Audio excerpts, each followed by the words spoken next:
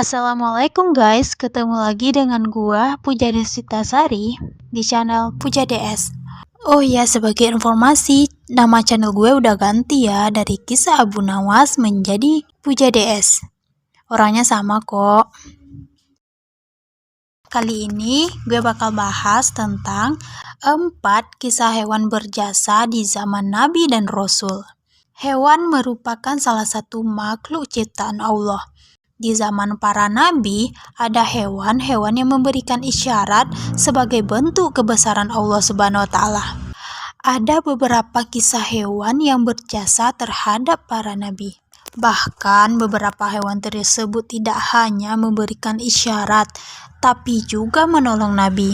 Kisah ini Puja rangkum dari buku Kisah-Kisah Hewan pada 25 kisah hewan bersama para nabi karya Dian Novianti. Apakah itu? Tanpa berlama-lama, let's get it! Hewan pertama yang berjasa di zaman Nabi ialah semut. Pada zaman Nabi Sulaiman alaihissalam, waktu itu Nabi Sulaiman alaihissalam sedang berbaring. Tiba-tiba ia merasa ada yang merayap di dadanya. Nabi Sulaiman merasa terganggu. Ia mengambil semut itu dan melemparnya jauh-jauh. Semut itu pun marah karena dilempar oleh Nabi Sulaiman dan kemudian berkata, "Mengapa engkau melemparku dengan sangat keras, wahai Nabi Sulaiman? Apakah kau lupa jika di hari akhir nanti engkau akan dimintai pertanggungjawaban di hadapan Allah atas kezalimanmu kepadaku?" Seketika Nabi Sulaiman kaget hingga pingsan, sebab baru pertama kalinya ia mendengar semut berbicara langsung kepadanya. Setelah Nabi Sulaiman sadar, semut itu masih di hadapannya.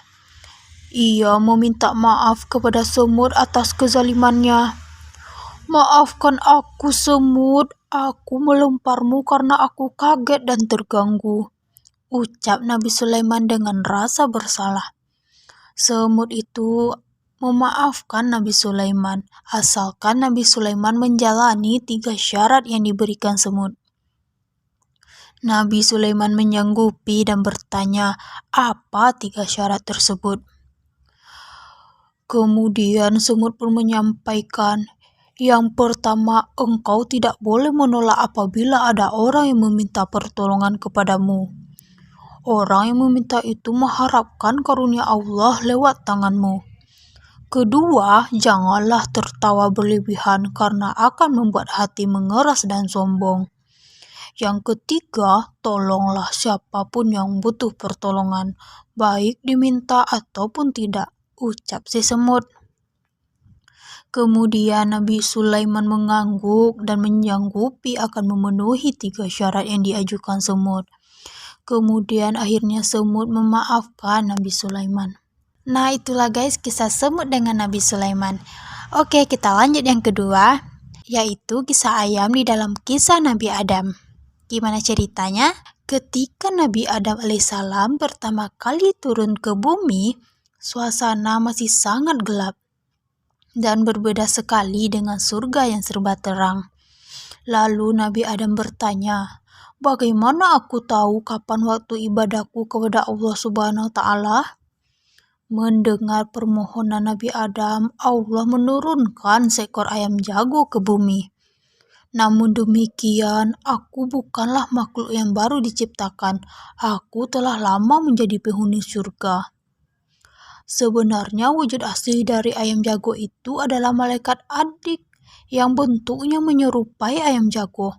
Malaikat ini berada di pintu rahmat, memiliki tubuh yang sangat besar, hingga kakinya menggapai dasar bumi, serta sepasang sayapnya memenuhi jagat raya. Ketika malaikat itu bertasbih, maka bertasbihlah ayam-ayam jago di dunia. Ayam jago ini berwarna putih dan kedua kakinya berwarna kuning. Tubuhnya sebesar sapi, dan ayam itu selalu mengepakkan sayapnya ketika waktu sholat tiba. Maka seketika Nabi Adam bangkit berwudu dan beribadah kepada Allah Subhanahu wa Ta'ala. Nah, itulah guys cerita ayam dalam kisah Nabi Adam. Selanjutnya yang ketiga, Puja akan cerita tentang paus yang diperintah menyelamatkan Nabi Yunus alaihissalam. Gimana ceritanya? Selama 3 tahun berdakwah, Nabi Yunus hanya mendapatkan 2 pengikut, yaitu Rubil dan Tanuk. Tentu saja hal ini membuat ia sedih dan tidak ada lagi harapan bagi kaum Ninawa untuk bisa beriman kepada Allah Subhanahu wa taala. Lalu Nabi Yunus alaihissalam memutuskan untuk mengembara. Ia berjalan naik turun gunung hingga tanpa sadar ia telah berada di bibir pantai. Ia melihat banyak orang yang sedang bergegas menumpang pada sebuah kapal. Ia meminta izin kepada pemilik kapal agar diperbolehkan ikut serta bersama penumpang lain. Setelah mendapat izin dari pemilik kapal, Nabi Yunus bergegas naik. Namun tidak lama sejak kapal berlayar, terjadilah badai dan gelombang besar. Berdasarkan tradisi yang dipercaya nahkoda kapal, jika kapal dihantam badai dahsyat itu, menandakan ada penumpang yang mempunyai dosa besar. Nahkoda pun mengadakan pengundian untuk menemukan siapa penumpang yang memiliki dosa besar.